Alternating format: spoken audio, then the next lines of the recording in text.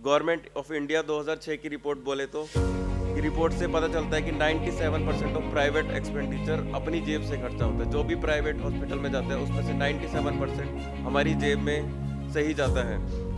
इसलिए unregulated commercialisation और rising cost, मतलब इतना ज़्यादा कमर्शलाइज कर दिया, ये भी हॉस्पिटल खुल गया, वो भी खुल गया, बड़े बड़े हॉस्पिटल खुल गए, और उसकी जो कॉस्ट है उस पर कोई मॉनिटरिंग नहीं हुई है, तो वो कितना भी रेट लगा के कमाते हैं।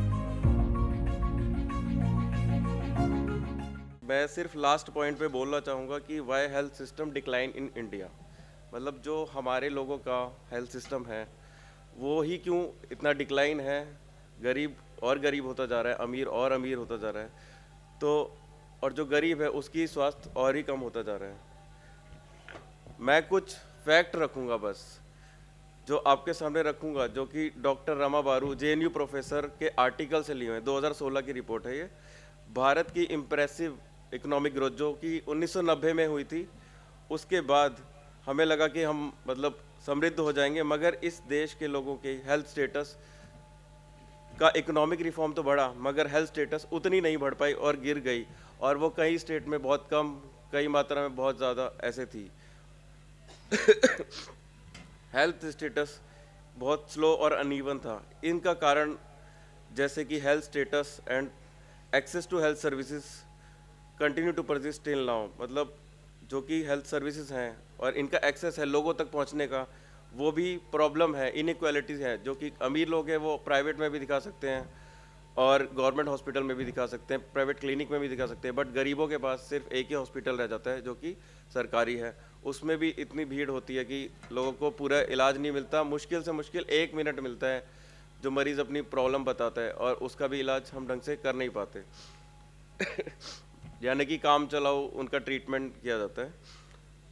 जैसे कहेंगे इसके 3 मेन कारण है कि इनइक्वालिटी क्यों है हेल्थ स्टेटस की अमीर गरीबों में और हमारे मूल निवासी भाइयों में।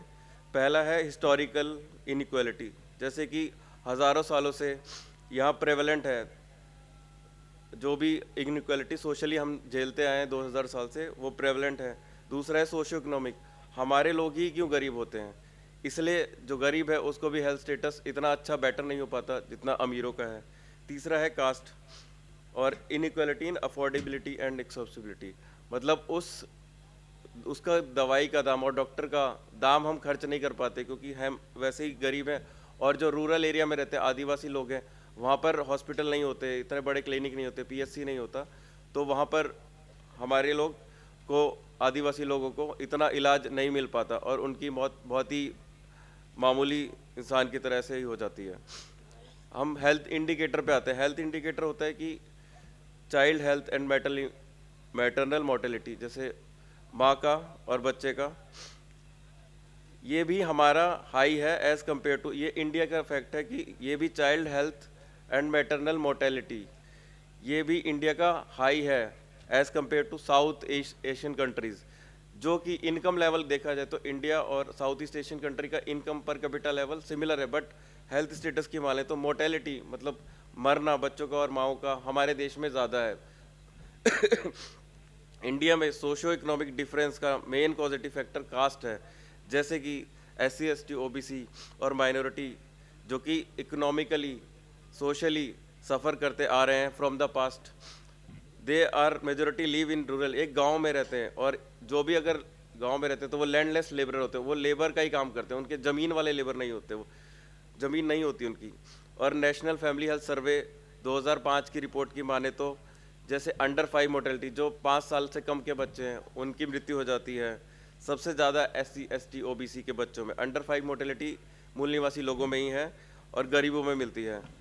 इसको इकोनॉमिक आधार से माने तो इन्फेंट मोर्टेलिटी, जो कि बच्चों का मरना, 1 साल के छोटे बच्चों का, और अंडर 5 जो कि 5 साल के कम छोटे बच्चों का मरना, ये फैमिली इनकम पे डिपेंड करता है। तो जिसकी इनकम ज़्यादा होगी उसके ये कम पाया जाएगा, और जिसकी लो इनकम होगी उसमें बच्चों का मरना बहुत ही आम होगा। और इस गैप को बैकवर्ड कास्ट और अपर कास्ट के बीच में भी देखा जाता है। इंडिपेंडेंस के बाद प्राइवेट और पब्लिक हेल्थ सिस्टम बहुत ही एक्सपेंड हुआ है। जैसे आप देखोगे प्राइवेट हॉस्पिटल लगातार स्पीड से बढ़ते जा रहे हैं, प्राइवेट क्लिनिक जिनकी फ़ीस भी अगर एडमिट करें अगर 10 दिन और कोई ऑपरेट किया जाए तो 10 लाख के करीब आता है। ये हमारा इतना तेज़ी से बढ़ता जा रहा है, इस पे कोई रोक टोक नहीं है। और इसके लिए जैसे India out of pocket expenditure होता है एक, कि आप इलाज के लिए अपनी जेब से खर्चा कितना कर रहे हो, ये भी इंडिया में सबसे ज़्यादा है। ये अब सरकार नहीं दे रही, ये आपको खुद देना पड़ रहा है किसी भी इलाज को ठीक करने के लिए, इलाज के लिए सॉरी। तो ये भी इंडिया में सबसे ज़्यादा पाया जाता है, जैसे बीमारी पर खुद से जेब होने वाला खर्च। और जो भी सबसे इम्पोर्टेंट नंबर 1 कारण है गरीबी में, जैसे अगर एक परिवार खर्च करता है बीमारी के लिए तो वो उसकी प्रोबेबिलिटी बहुत बढ़ जाती है कि वो अगले साल ही उस गरीबी रेखा के नीचे आ जाएगा। ये सबसे इम्पोर्टेंट कारण है। अब आते हैं एक्सेस टू हेल्थ सर्विस, जो कि हेल्थ सर्विसेज जो भी हैं, जैसे पीएचसी होते हैं, सीएचसी हेल्थ सर्विस होती हैं, टीकाकरण टाइप का, उनको कैसे नहीं मिल पाता आदिवासी लोगों को। डिफरेंट स्टेट में डिफरेंट है हेल्थ स्टेटस। जैसे केरला है, उसका लिटरेसी रेट बहुत अच्छा है, जो कि सोशल डेवलपमेंट पे बहुत ज़्यादा खर्चा करता है। तो पर कैपिटा अगर यूपी का माने और केरला का तो बराबर है, मगर वो सोशल डेवलपमेंट और हेल्थ डेवलपमेंट पे बहुत ज़्यादा खर्च करता है, क्योंकि उसकी लिटरेसी रेट बहुत हाई है।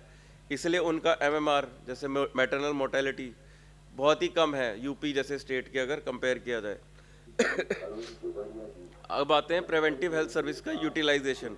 जैसे आपको कोई सर्विस प्रोवाइड कर रहे हैं तो उसको कैसे यूज़ कर सकते हैं, उसको हम माप कैसे सकते हैं। जैसे बच्चों का टीकाकरण होता है और माओं का टीकाकरण होता है प्रेगनेंसी के दौरान, तो इम्यूनाइजेशन कवरेज कहते हैं इसे। जैसे हाईएस्ट इनकम ग्रुप जैसे अमीर लोग हैं जो, उनमें ये 70% है। जैसे 100 लोग हैं तो 100 में से 70 का कन्फर्म है, 72% का लगेगा ही लगेगा टीका। ये टीके इसलिए लगते हैं कि आने वाली बीमारी को रोका जा सके। क्योंकि यही एज बहुत प्रोबेबल होती है कि छोटे बच्चों को और माओ जो प्रेगनेंसी होती है उसमें खून का बहाव और बीमारियां और हो जाती हैं जिसको प्रॉब्लम हो सकती है। ये 71% है, 71% है अमीर लोगों में, और ये संख्या घटकर 24% हो जाती है। मतलब देखो 50 का डिफरेंस आ गया। पुअर ग्रुप्स में जो भी गरीब SC ST OBC है, शेड्यूल ट्राइब वुमेन जो आदिवासी वुमेन है, इसका इम्यूनाइजेशन कवरेज तो बहुत ही कम है।